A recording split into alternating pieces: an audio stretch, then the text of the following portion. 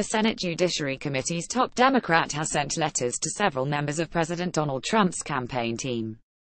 The letters contained new names that may be of interest to investigators probing Russia's election interference. Those entities had not been known to be of interest to the Judiciary Committee, which is also investigating whether the Trump campaign colluded with Russia to undermine Hillary Clinton's candidacy. Sen. Dianne Feinstein, the top Democrat on the Senate Judiciary Committee, has requested new documents related to Russia's election interference from several of the Trump campaign's foreign policy advisors. She asked them in separate letters for documentation of any contact they had with Russia-linked entities during the 2016 U.S. election. Several of the advisors had not been known to be of interest to the committee.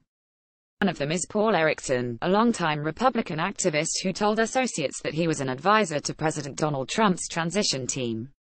Erickson reportedly started a limited liability company called Bridges LLC with the Russian gun rights advocate Maria Butina, and he traveled to Moscow in August 2014 to meet with Butina's organization. Butina and her associate Alexander Torshin, a Russian politician and banker close to Russian President Vladimir Putin, are also of interest to the committee. Torshin asked the campaign through an intermediary whether Trump would meet with him on the sidelines of the National Rifle Association's convention last year, according to emails forwarded to Jared Kushner, Trump's son-in-law and top advisor. Feinstein, whose committee is investigating whether any Trump associates colluded with Russia to undermine Democrat Hillary Clinton's candidacy, asked Sam Clovis, the campaign's national co-chair, and J.D. Gordon, its national security advisor, for their communications with concerning the NRA, Paul Erickson, Alexander Torshin, Maria Butina, and others associated with Torshin's outreach. I'm always glad to clear up popular misconceptions, myths, and blatant falsehoods surrounding all things Trump-Russia, like I've already done with other congressional committees, Gordon told Business Insider. I look forward to a valuable exchange of information with the Senate Judiciary Committee as well.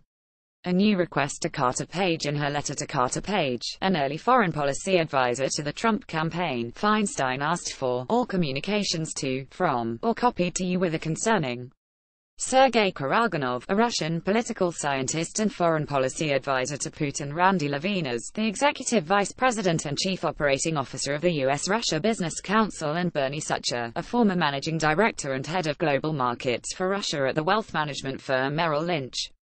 Page's trip to Moscow in July 2016 just before the Republican National Convention has come under heightened scrutiny amid revelations that he met with a top Russian government official and at least one employee of Russia's state-owned oil company, Rosneft. Levinas told Business Insider on Wednesday that the U.S.-Russia Business Council reached out to the Trump and Clinton campaigns before the election to figure out each Russia person who was dealing with economic and business issues. Page's name had been mentioned in the press. Levinas said. So I reached out to Bernie Sucher to try to get in touch with him. Sucher and Page evidently overlapped at Merrill Lynch. Page worked there from 2000 to 2008, and Sucher joined in 2007. Sucher had previously been the chairman of Alpha Capital, a limited liability company that is a member of Alpha Group.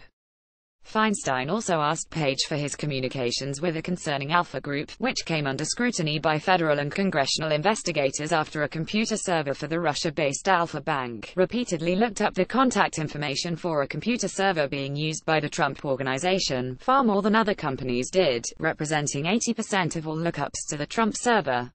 CNN reported in March. The U.S.-Russia Business Council wanted to have a discussion about business with respect to Russia, Levinas said. So I tried to set up a meeting with Page and got a small dinner together that didn't materialize until later. Levinas said she did not attend that dinner and did not know what was discussed. Happy to help, Page told Business Insider on Wednesday that he would be happy to help the committee with its latest tranche of irrelevant witch hunt information.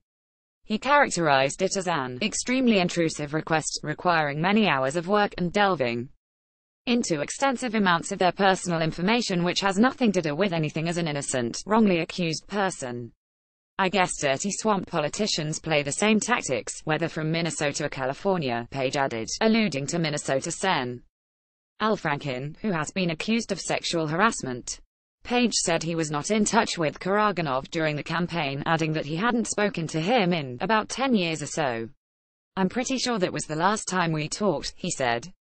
Karaganov, who is now the Dean of the Faculty of World Economy and International Affairs at Moscow's Higher School of Economics, supported Russia's incursion into Ukraine in 2014 and has advocated Moscow's presenting itself as a moral defender of ethnic Russians to gain political influence in the regions they inhabit.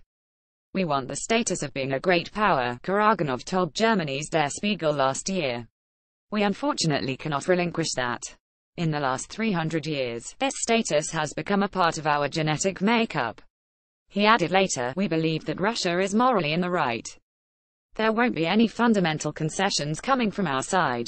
Site highlights each day to your inbox. Follow Business Insider Australia on Facebook, Twitter, LinkedIn, and Instagram.